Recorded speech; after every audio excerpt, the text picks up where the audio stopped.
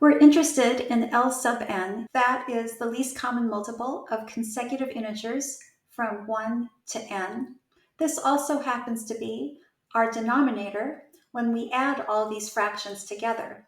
So we can write our sum in lowest terms, h sub n over k sub n, where there are no primes in common, can be rewritten as this other fraction where there might be a prime that divides both the numerator and the denominator. We're going to do casework on the primes that divide our numerator and our denominator of our unsimplified fraction.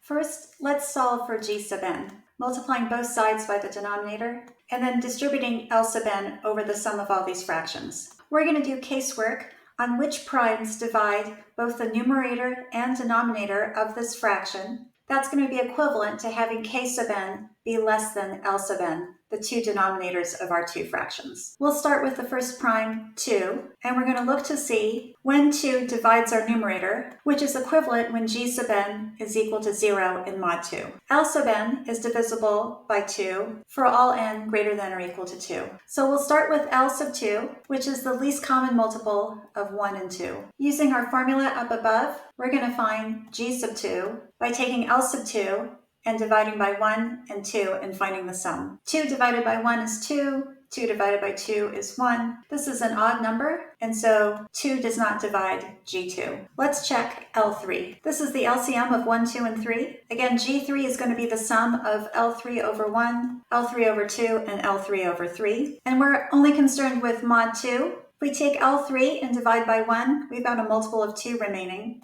If we take L3 and divide by 3, we also have a multiple of 2, so that's going to be equivalent to 0. If we take L3 and divide by 2, this 2 is going to get canceled out, and we're going to be left with an odd number, so not a multiple of 2.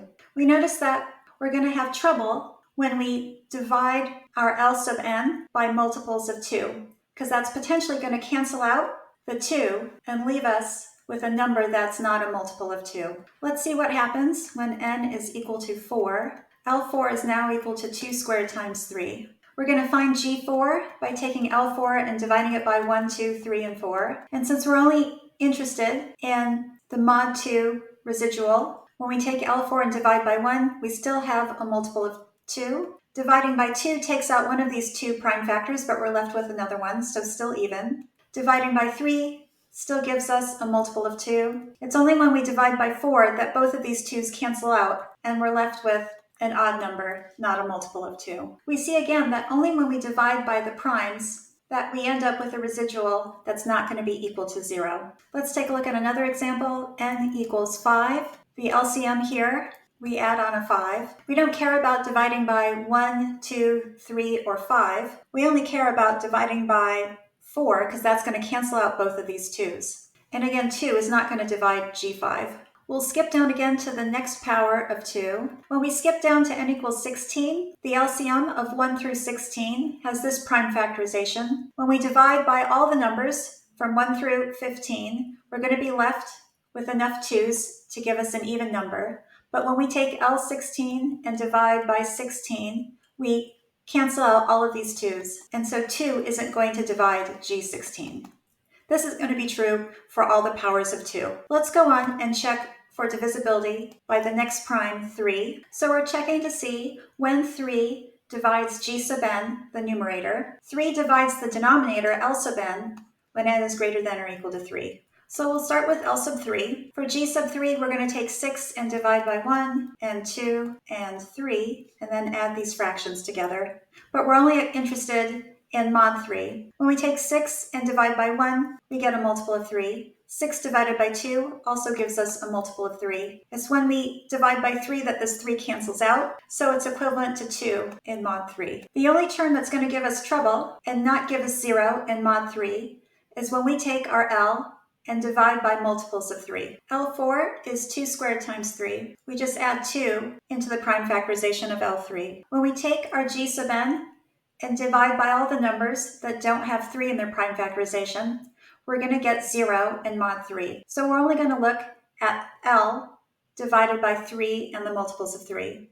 Since L4 is 2 times L3, we can use the calculation that we did for n equals 3, but this still isn't a multiple of 3. With L5, we add 5 to our prime factorization, but again, when we take L5 and divide by 3, this is going to cancel out, so there's no solution here. Let's see what happens when n is equal to 6. L6 is the same as L5. When calculating G6, the sum of the fractions is going to be 0 in mod 3, except for the ones that will potentially cancel out the 3 in L6. That'll be L6 over 3 and L6 over 6. We notice that L6 divided by 3 is 20, which is 2 in mod 3. L6 divided by 6 is 10, which is 1 in mod 3. Substituting, we note that G6 is indeed a multiple of 3, and so is L6. So n equals 6 is our first solution. To calculate L7, we just add on the prime 7 to L6. L7 over 3 is 7 times L6 over 3. In mod 3, that's 2. L7 over 6 is 7 times L6 over 6. We did that over here, so that's equivalent to 1. So calculating G7, we don't need to worry about any of the other fractions because those are all going to have a multiple of 3 in them. We only need to consider L7 over 3 and L7 over 6, which are equivalent to 2 and 1. So G7 is also a multiple of 3, and we can add that to our list of solutions. Let's try L8. This adds 2 to our prime factorization. We're only interested in divisibility by 3. So we're going to see what happens to L8 when we divide by 3 and when we divide by 6. Since L8 is 2 times L7, we multiply the previous mod by 2, and we again get a multiple of 3. We'll add 8 to our list of solutions. At L9,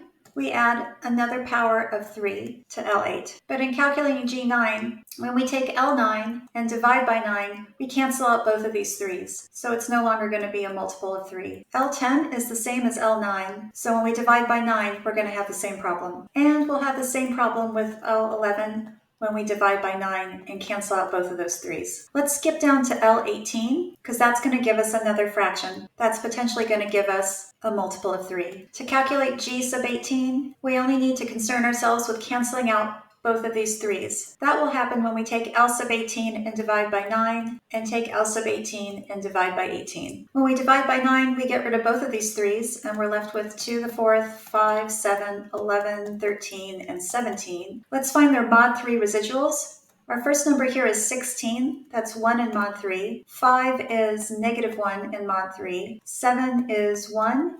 11 is negative 1, 13 is 1, and 17 is negative 1. This leaves us with 2 in mod 3. When we divide by 18, everything stays the same, except this 16 is replaced with an 8. So in mod 3, I'm going to replace this 1 with a negative 1, and everything else is the same. This gives us negative 2 in mod 3, and when we add these, we get a multiple of 3 for G sub 18. So we can add 18 to our list of solutions. Let's check L19.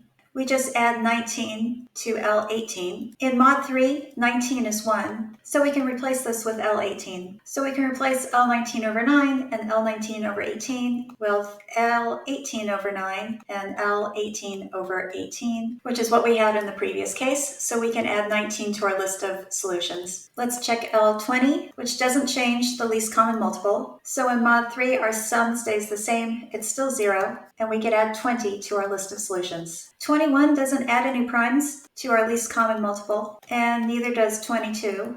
So by the same analysis, 21 and 22 are also solutions, and we'll add it to the list. We stop at 22 because the problem only asks us to check for n from 1 to 22. So we'll go to our next prime, p equals 5. And again, we're checking to see if 5 divides the numerator and denominator of the unsimplified fraction.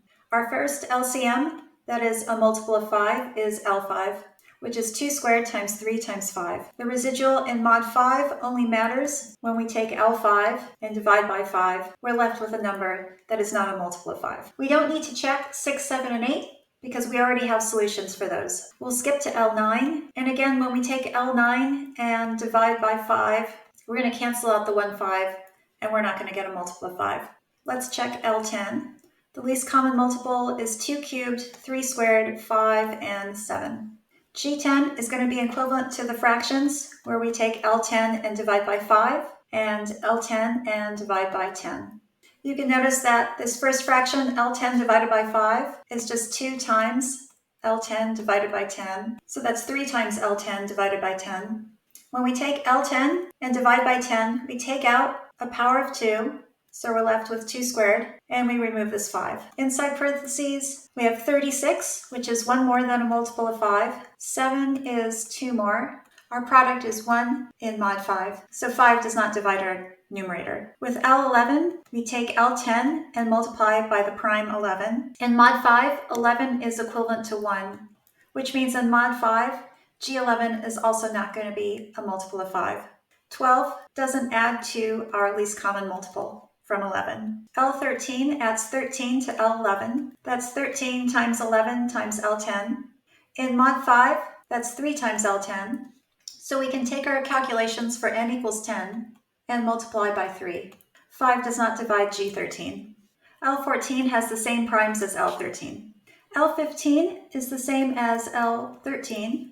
With G sub 15, we can now consider a third fraction. In addition to L15 over 5 and L15 over 10, we can see if our residual changes when we add in L sub 15 divided by 15. Let's calculate these fractions separately. When we divide by 15, we take out a power of 3 and 5. In mod 5, we have 8, which is 3, 3, which is 3, 7 is 2, 11 is 1, and 13 is 3. 9 is equivalent to negative 1, and 6 is equivalent to 1. Taking L15 and dividing by 10, we remove a power of 2 and 5. This leaves us with 2 squared, 3 squared, 7, 11, and 13. This product is 36, which is 1, 7 is 2, 11 is 1, and 13 is 3. This is 1 in mod 5. When we divide by 5, that's the same as dividing by 10 and multiplying by 2. So we can take 2 times our previous result. And then we're left with 2 plus 1 minus 1, not a multiple of 5. Let's try L16. We add a power of 2 to L15. To calculate G16, we can take our value from G15 and multiply by 2. That's 2 times 2, not a multiple of 5. L17, we multiply our previous LCM by 17. In mod 5, that's the same as 2. Multiplying our previous result by 2 gives us 8 or 3 in mod 5.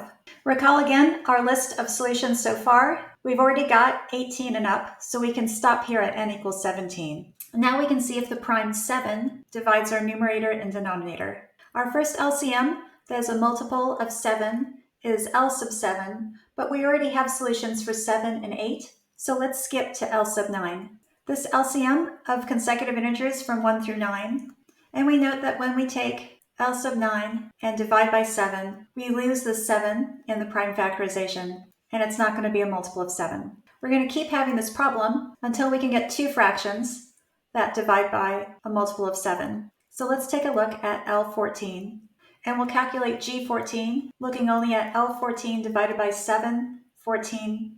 Our first fraction is 2 times the second fraction. Dividing by 14, we're left with 2 squared, and we also take out the 7. In mod 7, this product is 36, which is 1 more than a multiple of 7. 55 is 1 less than a multiple of 7. 13 is also 1 less than a multiple of 7. So G14 is not a multiple of 7. L15 doesn't add any primes to L14. With L16, we add 2 to the prime factorization, which doesn't help us. L17 adds 17 to the prime factorization. In mod 7, that's equivalent to 3, also not a multiple of 7. And again, we can stop here because we've already got these values of n or solutions. Our next prime is p is equal to 11. Again, L sub 11, when we divide by 11, is not going to be equivalent to 0 in mod 11. And we don't need to try L sub 22 because 22 is already a solution that we found.